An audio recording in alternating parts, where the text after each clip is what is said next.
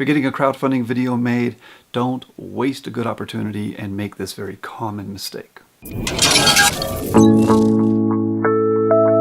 Metapraxis, I run New Focus Films. We create crowdfunding videos, among other things.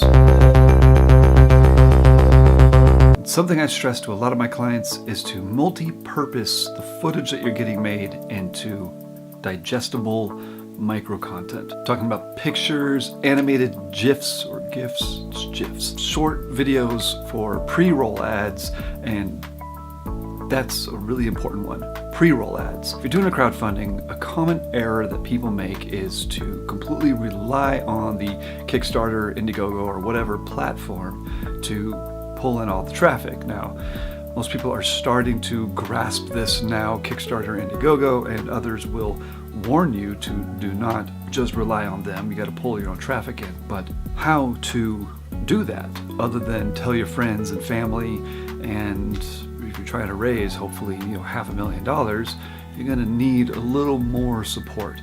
That's where all of this micro content comes in so handy. Pre-roll videos. These are the videos that play before the video that you're gonna watch. But it's not just on YouTube, it's any website that plays videos. I mean, the social media ones for sure, Facebook and Instagram, but also news channels or anything really that plays videos. A lot of times they play a little pre-roll ad, and those ads are laser focused on people who have expressed an interest in something related to what that ad is selling. Now here's a pre-roll ad we made for hire hangers.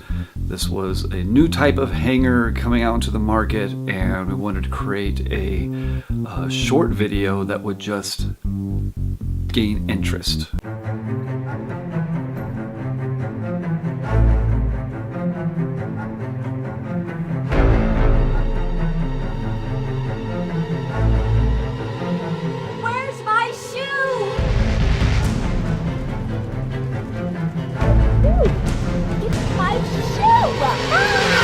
Later on, the main video included this little bit of micro content, this 30-second piece, into the full video. In fact, we made two versions. One that was just the commercial, like a minute-long commercial, and then we made the more traditional Kickstarter version, which was mixing in the commercial with the founder explaining his story. Another example was a video we did for Zero Shoes, where we separated lots of the really interesting commercial that we had created with the owner, who actually had came up with most of the video himself, and took out all these little pieces and created small micro content that can then be tested out all over the place. It's really important because if you don't have a big social media following that you can post your campaign on and draw traffic that way, you target your potential clientele with these pre-roll ads. The only downside is that this can be a little overwhelming trying to put it out in all these different places. Now,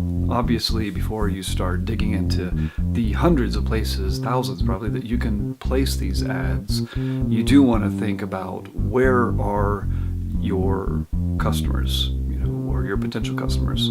Are they more likely on Reddit over Facebook? Well, you want to think about that before you start throwing ads all over the place. However, if you know they could be really anywhere, and you do want to get these ads out on places like the news sites, then you need to use an agency that can place those ads for you. And the one that I recommend above all is Brandzuka.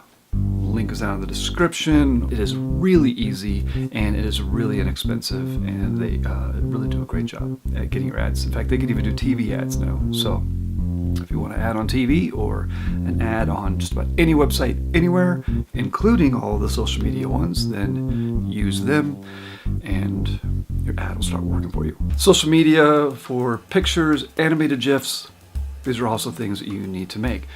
Here's the mistake, though, that I'm talking about that people make.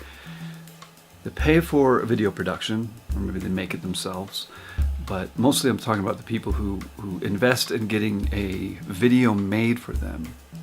And it costs a lot, depending on whatever market you're in, between $1,000 to $100,000. It's still probably a lot for you, stretching your budget, I'm sure, and it's a missed opportunity to have these production cameras on, even if it's an iPhone or loads of big expensive equipment, and not get a little bit of extra footage for pictures, animated GIFs, or pre-roll ads. Also, these can be created just from the footage that would be shot for your video anyways, so it doesn't even take anything extra, really. If you're paying a production company to make your video, ask to get a few extra bits of micro content. Now, of course, they may want to charge a little more for their editing time, but they probably, hopefully, should not charge you any more for the production.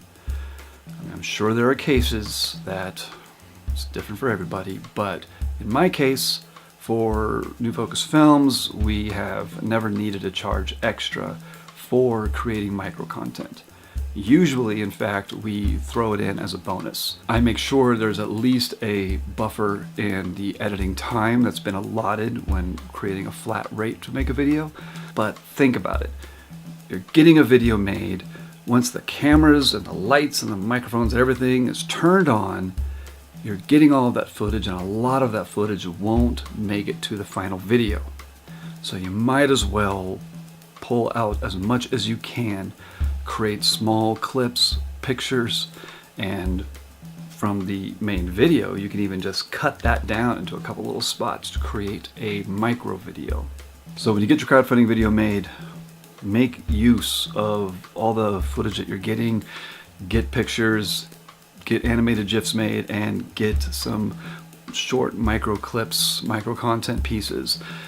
Make use of all of that footage, take advantage of the opportunity, and extend all of the potential marketing that you can to draw traffic to that crowdfunding. And if you are going to be doing a crowdfunding campaign, then get this checklist.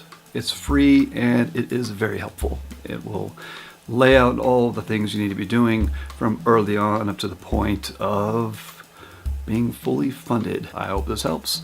I'm Matt Abraxas with New Focus Films, and you should watch that. Go watch that now. Or also you can subscribe to if you want to see more stuff about crowdfunding video production.